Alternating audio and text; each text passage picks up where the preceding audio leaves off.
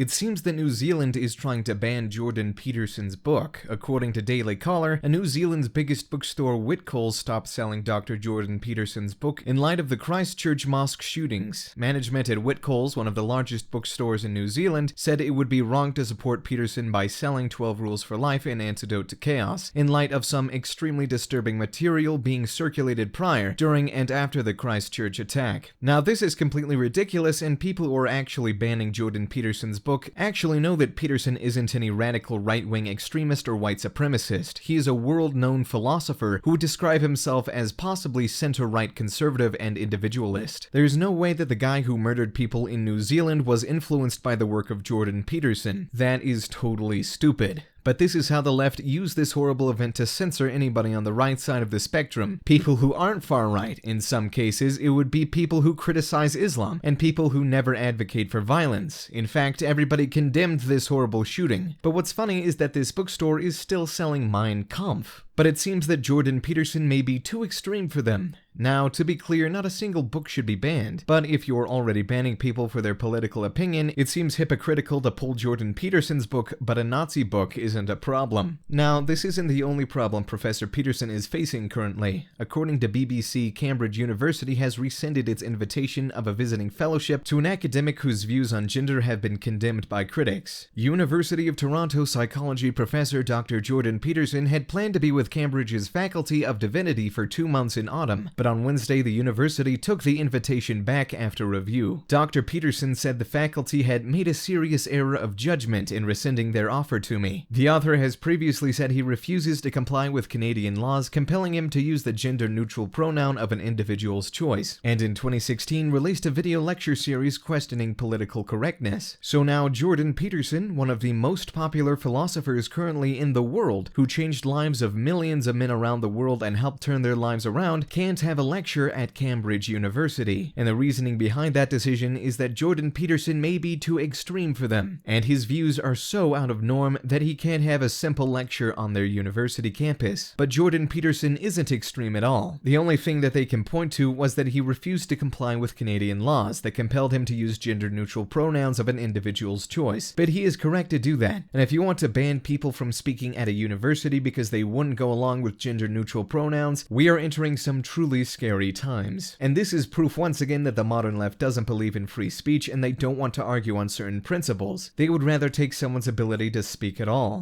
Now let's listen to what Ben Shapiro has to say about this issue. It's also important to remember that Ben Shapiro has also had a problem with far leftist activists trying to shut down his speeches on college campuses. Okay, if you guys are all going to come up here, can we at least have circle time or something?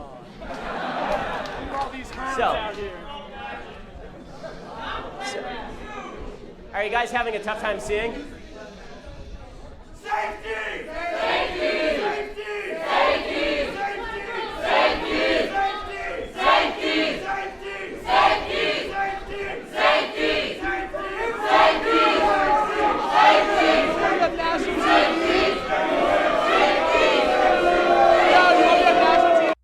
And not even banning white supremacist books, not even banning Mein Kampf or something. Mein Kampf is still banned in Germany, for example. I think that's a bad idea, but at least you can understand that sort of. I mean, Mein Kampf is one of the most evil books ever written and did inspire people to join the worst movement in the history of the world.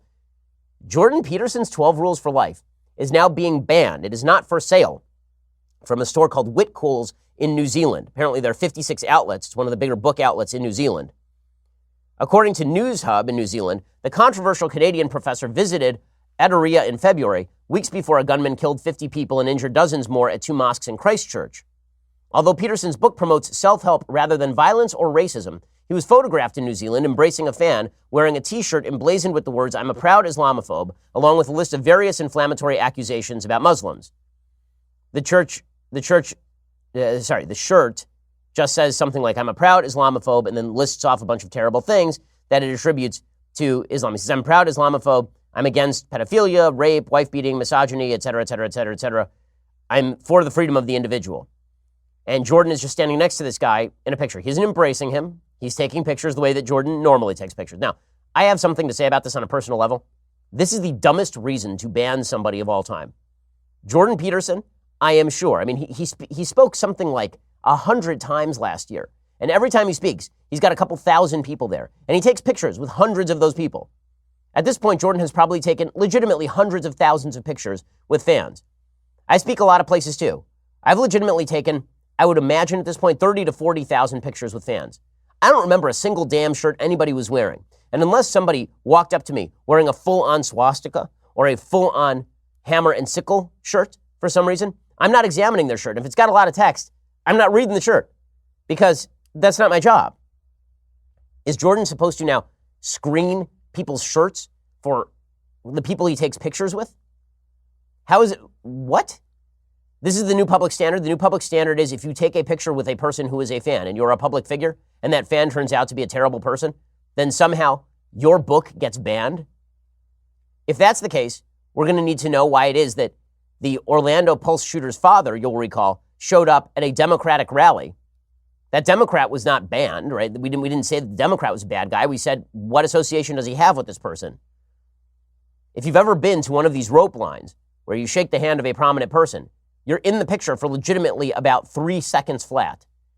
And so Whitcoulls is banning Jordan Peterson's non-Islamophobic, non-white supremacist book on the basis that a person who wore a shirt that they find offensive took a picture with him. Whitcoulls doesn't specify the exact reason for dumping Peterson's 12 Rules for Life and Antidote to Chaos, a book that has sold some 3 million copies. It's probably the biggest bestseller of the last 15 years in the nonfiction lists. They say this, quote, unfortunately, 12 Rules for Life is currently unavailable, which is a decision that Whitcoulls has made in light of some extremely disturbing material being circulated prior, during, and after the Christchurch attacks. As a business which takes our responsibilities to our communities very seriously, we believe it would be wrong to support the author at this time. Apologies that we're not able to sell it to you, but we appreciate your understanding. This is insanity. So you're fighting neo-Nazism by banning books. You're fighting white supremacism by banning books. Jordan is an active fighter against white supremacism. I've spent time with Jordan. We've had discussions on this issue. This is patently ridiculous. But when you decide that you are going to quash freedom of speech in favor of supposed safety, and this is not going to guarantee safety in any case. There's no way that banning Jordan Peterson's book from sale in New Zealand is preventing shootings. It's utter craziness. By the way, other books that continue to be on sale at Whitcoulls include Mein Kampf, which has to do with white supremacism, guys, and also a book called, it's like Jordantology by Vox Day, an outspoken white supremacist, and Milo Yiannopoulos, an alt-right troll.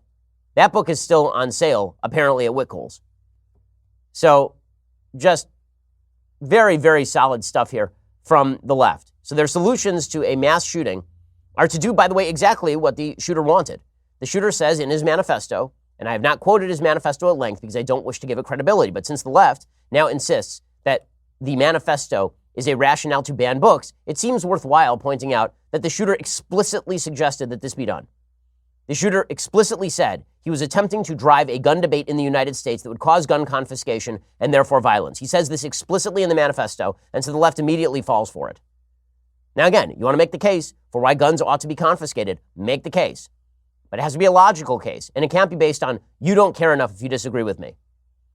That's simple absurdity on a vast scale. Now, speaking of Jordan Peterson, he's also being banned now from Cambridge University. And this does speak to the left's desire to shut down anybody who is remotely successful on the non-left. Jordan happens to be a relatively conservative guy, although he doesn't vote in U.S. elections because he's Canadian. But Jordan is now being deplatformed. They're trying to remove his book in New Zealand, and now they've removed a fellowship offer at the University of Cambridge. And so the question becomes, seriously, who on the non-left will the left accept? Is there anybody on the non-left that the left will accept as part of a rational conversation? You know, somebody who doesn't just agree with them on everything. And I mean on a permanent basis. I don't mean on a temporary basis. So there's something that happens in right-wing circles where if you say something that is heterodox with conservatism, for just a moment, you get strange new respect. Lots of strange new respect. Lots of offers to come on MSNBC and lots of offers to be part of discussions and cocktail hours from people who are very prominent, and you're treated very nicely.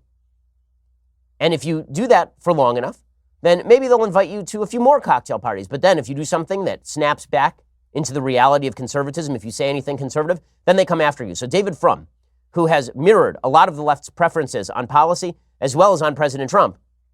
David Frum was welcome in left circles until he wrote a column at The Atlantic on immigration, and then all of a sudden it turned into that typical right-wing racist David Frum.